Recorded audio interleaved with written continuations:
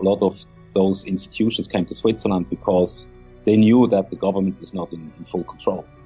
So they had, even those guys had more privacy, of course. And I think that's why also the United Nations came to Switzerland. That's why we established the BITS, the Bank of International Settlement over here. But it was not driven by a Swiss initiative, or that we were heavily profiting from that kind of stuff. But, when you look at 99.9% of the politicians, guys who believe that they are so wise and so intelligent that they can tell hundreds of thousands of people what they have to do, what they have to eat, what they even are allowed to think. We were also witnessing over the last 20 years a campaign against Switzerland to avoid that people look into the positive aspects of Switzerland as a role model.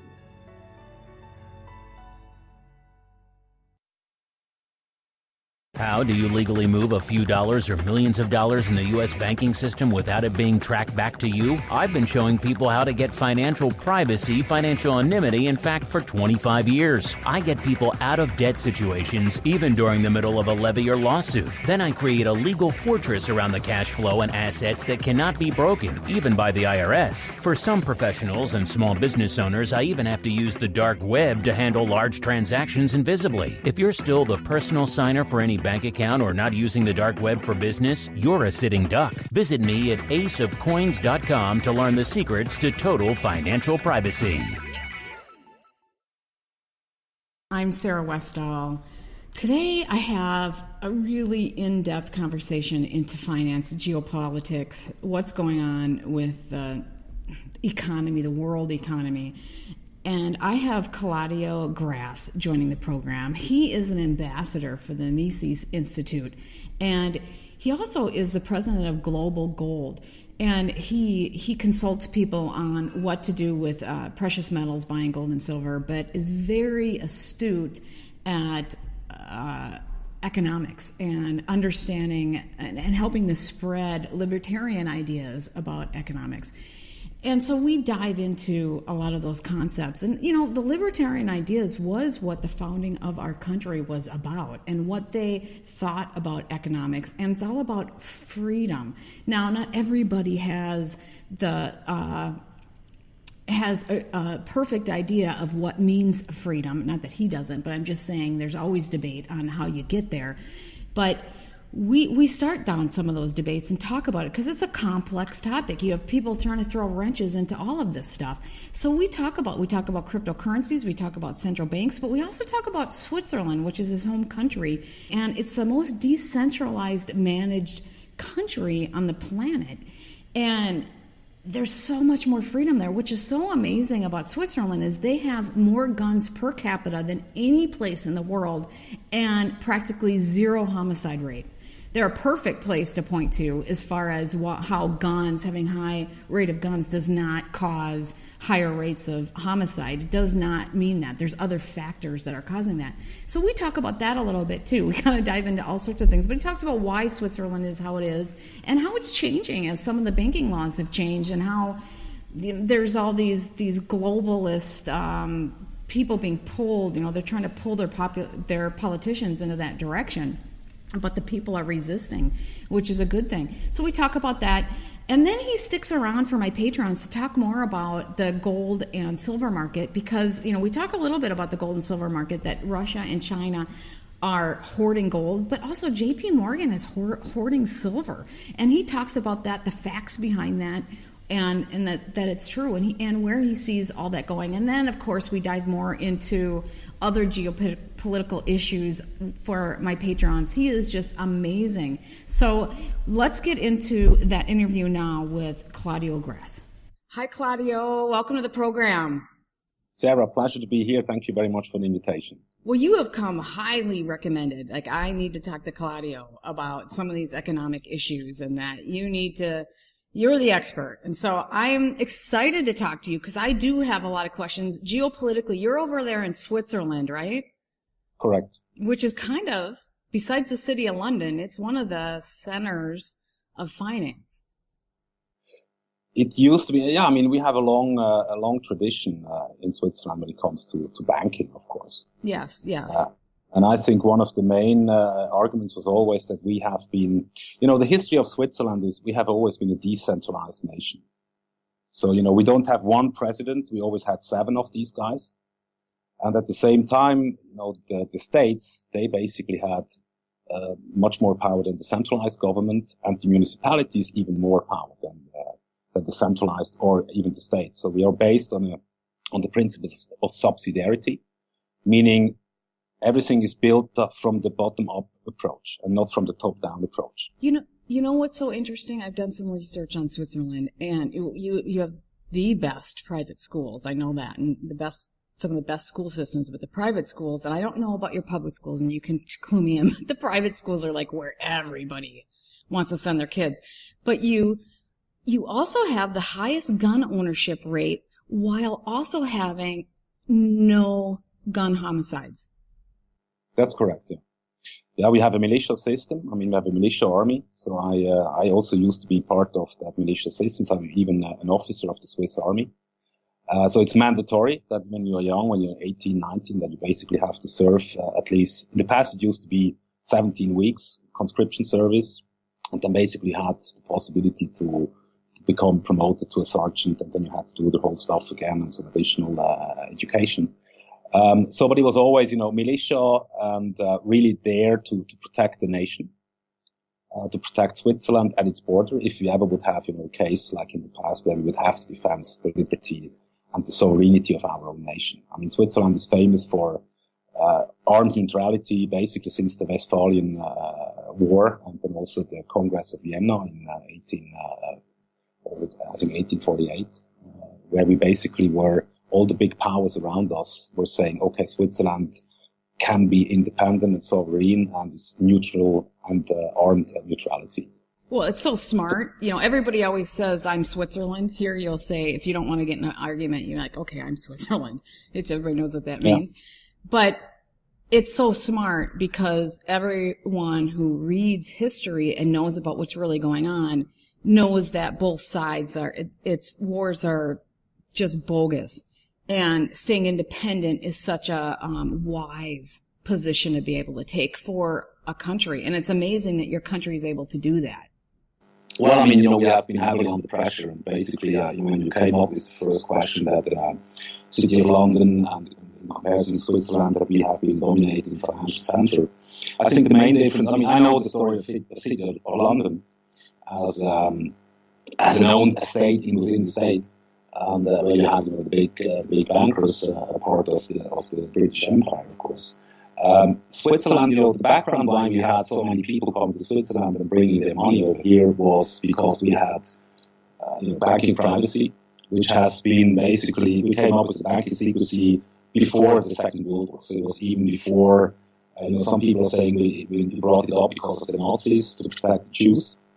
And so that's not the case. We already did it before that happened because the Swiss people thought, we don't want to have the government looking into everything. We have to protect the individual. We have to protect the citizen from an overwhelming government. And that's why we had so much privacy in the past. And that's why also, because we have been a neutral nation, we were not taking part of, we joined the United Nations as in 2001. That. I mean, in the last 20 years, a lot of stuff changed within Switzerland. And at the same time, when you look at Switzerland, how it is positioned outside of our country, a lot of, the younger generations, they believe that we have been the guys making money during the Second World War, that we basically were profiting from war, and that we have been the hidden place because we also have the Bank of International Settlement, and we have the United Nations, the World Trade Organization, and so on. But I think I did my research on I love history. High quality turmeric improves focus and mood, helps increase energy, helps age-related memory decline, and much, much more. Science Natural is offering my listeners 3 free bottles with the purchase of 1 bottle. See link below for this great offer. Also, did you know that wild lettuce is similar to morphine and is the best natural painkiller known? But it does not contain any addictive opiates. Learn this and many other remedies in the Lost Ways, methods of our ancestors. See the link below. So what I want basically to say is, Switzerland became a safe haven because of our neutrality and because we had a system of decentralization. And at the same time, when all the surrounding powers basically have centralized nations. They were, kingdoms before, then they turned into fascistic, national socialistic, imperialistic, whatever, but always a top-down approach. And Switzerland basically is based on the spirit of Aristoteles, who once said, demos, the village, kratia, the rulers. So democracy can work on a very low scale. And, so that's why we always had this principle of subsidiarity, protecting the individual. And at the same time, the deal was also that the municipality is fully, they are responsible for education. They were responsible for religious. For example, even before we had the religious wars in Europe, we had in Switzerland already, we left it up to the municipality if they want to become Catholic or Protestant, for example. So they had a lot of freedom, and that was always based on the lowest level. So basically limiting the power of the politicians, but also limiting the power of the people, that they cannot come up with, demands, so that the guy in Geneva basically has to pay something because a few people in the rest of Switzerland decided that they would like to have, a certain redistribution, which is democracy. 51% basically are supporting something, and then the other 49% they have to pay for it. Would you say that being one of the only real democracies in the world brings your people freedom and safety, right? You have all these guns and no homicides, which is a great thing to point to for people who are anti-gun. And you pretty much police yourself. You have very low crime. You have all these things. However, because you are free and all these other countries around you are not, essentially, they use your banking system. They use everything. Like I had Birkenfeld on, who was one of the largest whistleblower in our country about UBS Bank. Yeah. And they're using Switzerland as a place to be able to funnel money through for human trafficking and all sorts of nefarious activities because you are free. I think one point definitely I would agree with you is that a lot of those institutions came to Switzerland because they knew that the government is not in full control. So they had, even those guys had more privacy, of course. And I think that's why also the United Nations came to Switzerland. That's why it established the BITS, the Bank of International Settlement over here. But it was not driven by a Swiss initiative, or that we were heavily profiting from that kind of stuff. But that's what I'm saying, is that the problem of being the only true democracy, your own people are flourishing under it. It's just Absolutely. Because everybody around is not in a free environment. They move their stuff to Switzerland to try to take advantage of the nefarious activities. It's almost like you can clean out your own. Well, everybody has a percentage of bad characters, right? And you you police them yourself, and you're going to have your own percentage. But all these other bad characters from all over the place end up going to your place because they don't have freedom where they're at and try to take advantage of you. Absolutely. In the past it was pretty clear, we had, if somebody showed up, 20 years ago or even longer and dropped some money, and so the Swiss banker had to decide, okay, where does it come from? Who is he? How he made his money? And then basically he had to judge, do we want to accept him as a client? And, not every crook had a bank account in Switzerland. I think that really came also with, look at UBS or Birkenfeld, for example, or Credit Suisse. UBS is not a Swiss bank any longer. They employ more people in the United States for more than a decade already. When UBS basically got together with was it Warburg, they became a primary dealer from the Federal Reserve. The same goes for Credit Suisse. When they purchased First Boston, they became a primary dealer status from the Federal Reserve. And look at these guys. We had an American ruling over UBS, and we had a German guy before. And now today we have Credit Suisse has a guy from the Ivory Coast used to work for the World Bank. So, even these banking standards, I know a lot of old private bankers, and they are good Swiss people. It's not up to the Swiss to decide if somebody had paid, for the taxes, for example. In a way, you could also look, today it's not possible any longer. The banks basically became the agents of the governments, and today everyone is basically a criminal that has something. And if they have an offshore account, whatever, then, within, because of FATCA and all that stuff, basically a lot of people believe that they do something wrong, that it's criminal to have an offshore account, that they have to hide something. And this is complete nonsense, of course. But in the past, it was possible to come over and say, listen, I'm an entrepreneur, I made some money, my government, we were not obliged to check if they paid their taxes. We were obliged to find out if they faked some documents they basically showed. That was criminal under Swiss law, but we were not playing the police. And at the same time, I truly believe taxation is theft. So we were a last bastion within Switzerland. And because we had, we were holding up competition at the end of the day.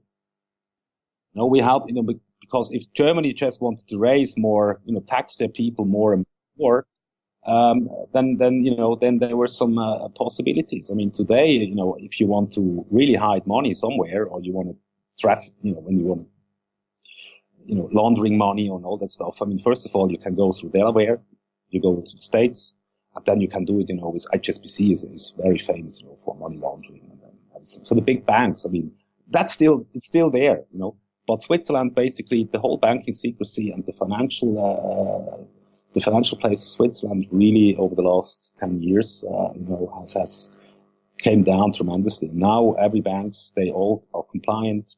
They have to follow the rules. Of course, as I said, if you're a criminal and you're crook, I mean, then you definitely go through the big banks because they still accept, the money. But you can go through Hong Kong and United States and whatever. Well, let's face it though, who wants to be a conduit for human trafficking? So I would think when you know that that's the kind of stuff they were using your banks for, you would want to, okay, well, I want freedom for my people and we got to figure it, but we can't allow human trafficking to be done through our banks. I mean, definitely. I mean, this is, as I said, the old Swiss bankers I know, they always knew what is right and what is wrong.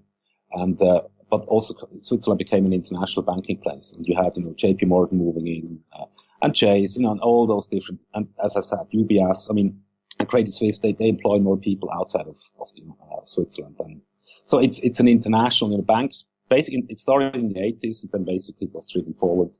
And, around in the 90s with all the takeovers, I mean, it really became multinational. And then you also saw, beginning of the 90s that Americans were taking over. You had other people coming in to the financial place of Switzerland.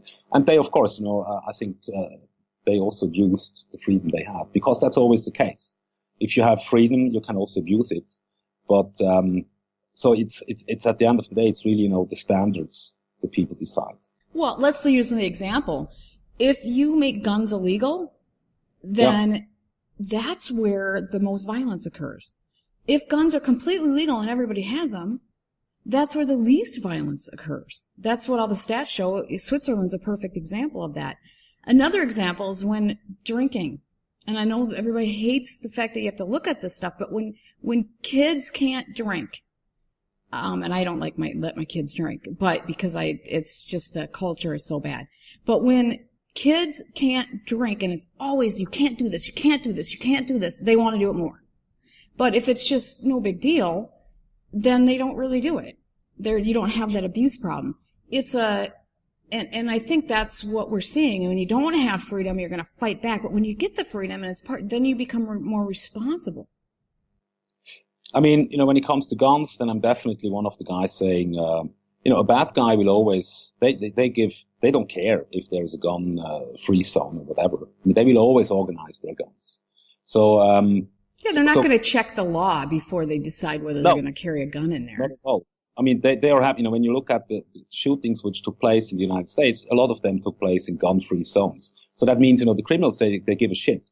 And, they walk in, they know for sure that no one can defend themselves. So they have an easy solution. So, I mean, but the guns is, that's also, I mean, okay, we have in Switzerland, because when you go to the army, you take back your rifle, your assault rifle. And you have it at home. So we hardly have any incidents with it. But I think that just shows that, our society is still more sound than, for example, what's happening in the United States in certain areas, or when you look into other countries. Gun violence has a lot of things to do with the culture and with the people themselves. And so when you come to Switzerland, everything, it's still organized, everything is nice, people feel comfortable. We never had, those big clashes like you have right now in the States when you look at this identity politics, this divide and conquer strategy. And of course, because Switzerland was a nation consisting of 26 states with 4 different languages already, so we never intermingled in the affairs of, the guys. I'm living in central Switzerland. I live in the canton of Zug. So in the past, the canton was completely independent. And before 1848, we were only obliged to help each other if we are attacked from the outside. But all the rest basically was remaining with the municipalities in the states. So that's why we had different cultures. But because the guys in central Switzerland never had an impact to wish for something that the guys in the east had to pay for because it was politically not allowed. So that basically brought the whole nation together, defined by its own will. And it was not imposed on us from the top that, the central government was saying, now you have to do this and you have to do that. And that's one solution fits it all. So we never had that basically in the past. Well, we have a melting pot of immigrants. We also have a drug problem that was purposely created in a lot of ways. We have slavery history that was fueled and wasn't taken care of properly. And then we have human and sexual trafficking that is every city in our country has some police, every police force in our country has some part that's compromised. And that's hitting all of our schools. So we have all these bad elements coming together that's affecting our society. Switzerland also, we have 25 foreigners. 25% of all the inhabitants of Switzerland are foreigners. And we had always in the past, roughly 15 to 20%. So we are we are a melting pot. And then we have Italian-speaking part, we have a French-speaking part, we have a German-speaking part, and we have a Romansh-speaking part. So it's also kind of melting pot. But, when we go back into history and we look at the old philosophers of Switzerland, they were always saying, what does a true Swiss qualify? A true Swiss qualifies an individual that believes in freedom, that he wants to achieve a better life, but he wants to produce. He wants to, he's self-responsible. So that's basically the people we attracted. It even started, the guys who started our watch manufacturing business used to be the Huguenots, which have been prosecuted in France by the Catholics. So they fled to Switzerland and they started manufacturing business when it comes to the watch industry. Then we had other guys from Germany, also Protestants fleeing from the Catholics, and they started, the Industrial Revolution. So because Switzerland, even before 1848, Switzerland used to be the highest industrialized nation on the continent of Europe after the British Empire, before 1848. Because we had so much freedom and we never had a centralized government. So we had more competition popping up, and we had people from abroad coming into Switzerland, because of more freedom, more liberty, less taxation, and all that kind of stuff. And that basically is the history a bit of Switzerland. The problem today, I lived 2 years in the Middle East. When I was young, I also made my mistakes.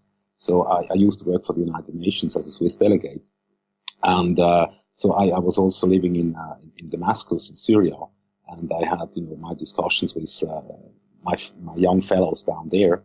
And they basically always told me, if we would make it to Europe, then we also get a house and we get a car, and the government looks after us. So it's the promised land. And so I think, the welfare state, together with mass immigration, it's not that people come because of freedom and liberty. The people are coming mainly to integrate into a higher welfare system with a higher class of standard of living. And then, of course, some of them are not used to the whole industry and the economical system we have in the Western world. So that's today the main problem. And I think that will remain.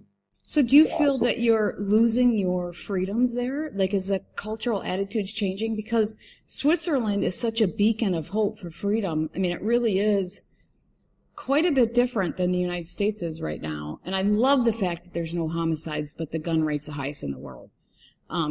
it just proves the fact that that's a reality. But you were saying the reason it's like that is because people take responsibility for their own lives then, and it becomes a different culture. Do you think you're losing that? It basically it came down over especially the last 20 years. I mean, also Switzerland was the last nation on the gold standard, for example. We had, in our constitution, we basically had up to the year of 2000, we had 40% of the money in circulation needs to be backed by physical gold. And that has been changed in 2000. And then we became a member of United Nations. And then of course the central bank was able to print more money. At the end of the day, the system we are in, it's a credit-based system. The more credit you get, or the more credit worthy you are, the richer you are at the end of the day. That's where we are. And so it's corrupting, it's corrupting society, and it also has an impact here in Switzerland. And when it comes to the politicians and the bureaucrats, they are all the same. They are not different. I mean, I know three guys which make a difference when I look at politicians. One is Ron Paul. The other one is Václav Klaus. He used to be the president of the Czechoslovakia. And the third one is Gottfried Bloom in the UK. So they basically entered politics because they wanted to reduce the power of the state. They wanted to basically to support the individual liberty and to protect individual liberty. But, when you look at 99.9% of the politicians, guys who believe that they are so wise and so intelligent that they can tell hundreds of thousands of people what they have to do, what they have to eat, what they even are allowed to think. For me, that sounds pretty, ironic would be, the wrong. I mean, I always call it sociopathic. So politicians in a centralized system, they all want the same. They want to live off tax money, and the bureaucrats, of course, they are not. That's a deep state, also in the United States. It's not the politicians. Some of them are staying there for a long time. They have a kind of aristocracy over there. But at the end of the day, the true guys, the guys who are staying in power and working for the government for 20, 30, 40 years. I mean, that's everywhere. They're all the same. They truly believe that they have to tell the people what to do because they're all too stupid. And so Switzerland never had that kind of structure. And even now, you see that the Swiss people, we control our borders, so we are not part of the European Union. And the Swiss people, 84% of the Swiss, they don't want to join the European Union. So the resistance is there. The politicians, they want to drive us further. So it's a constant clash over the last decades. And I think, what happened in 2008, 2009, when the Swiss gave away the banking secrecy, I think that was a big mistake. And so that did a harm to Switzerland as a safe haven. And in combination with all the bad stories we hear about Switzerland, that we are the drug and money laundering and trafficking, child trafficking, whatever, I think a lot of that is bullshit. But what these people want to make sure is that, when you look around you, people should not look at Switzerland as a potential model for the future, because Switzerland is all about decentralization. And the globalists and all these guys, they want to have centralization. And they want to empower themselves and, globalize everything, put it under one roof. The so-called New World Order, which Bush and all these guys basically promoting for a long time. And so Switzerland has been always a bastion, and that's why we were also witnessing over the last 20 years a campaign against Switzerland to avoid that people look into the positive aspects of Switzerland as a role model.